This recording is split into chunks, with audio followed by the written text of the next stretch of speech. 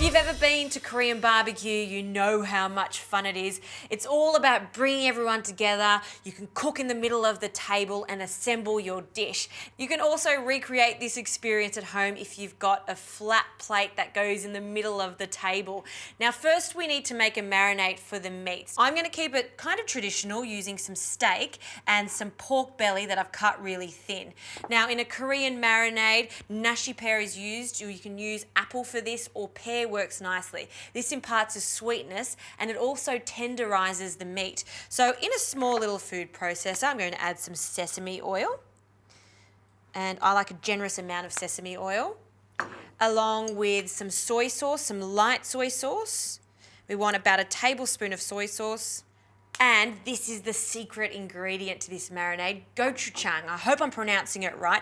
It's essentially a Korean fermented chili paste. It is divine. It's got a real delicious depth of flavor to it. Now, you can get it at all good Asian grocers. I've even seen it at some supermarkets now, so it's getting really popular. Now, we want a generous tablespoon of that into our food processor.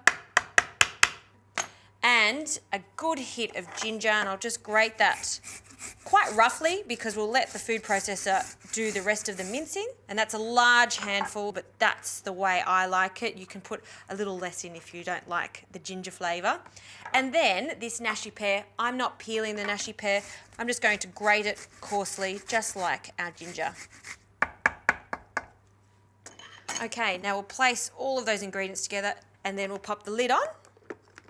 Now we're going to blitz this until it's a really fine puree. All right, look at that rich, deep colour. You know that this is going to be absolutely delicious. I'm going to have a smell. It's that perfect combination of sesame oil and the chili and the sweetness from the nashi. Love it. Now for our rump steak. I've got a nice lean piece here, about 200 grams. And we'll take it out of the pack. I'm going to cut it into thin slices. This is all about really fast cooking at the table. So nice thin strips. And we'll pop that into a bowl, and I'll add half of this marinade to the pork belly, which I've thinly sliced. I've left the fat on it and also the rind, and then the other half onto our beef. We'll just give that a mix. And also the pork, just smear it over and just allow this to marinate for at least half an hour. You can even do this the night before if you are super prepared. All right, I'm gonna let that marinate. I'm gonna get some of my condiments ready. When it comes to Korean barbecue, you want things like kimchi, spring onions, rice, and butter lettuce cups to put it all together. Okay, the meat has marinated and I've got all of my little sides ready to go. I've also preheated my power grill. This power grill has a flat side and a griddled side, which is perfect because what I'm going to do is use the flat side to cook the pork and then the griddled side to char grill my spring onions and the meat. And I'm first going to add my spring onions. Now I'm going to just cut them in half so they cook quite quickly. I'll just do 3 for this. And then we'll pop them on the grill as is. See, we've got a nice little sizzle there. That's what we're looking for. And because this is such a large, wide grill, you can have 4 people sitting around the grill and having your own little section to cook what you like. So if you don't want pork, you can just add some of the beef. If you don't want the spring onions, you can just add the mushrooms. So speaking of mushrooms, I'll add some shiitakes. I've just rehydrated my shiitakes in some warm water for about 15 minutes and taken away the woody stalk. They can also go on our grill. You can see it's starting to take shape now. And now for the meat, because it's so thin, it doesn't take long at all to cook. So on with pieces of marinated pork belly. And we'll just do a few pieces at a time, along with our beef.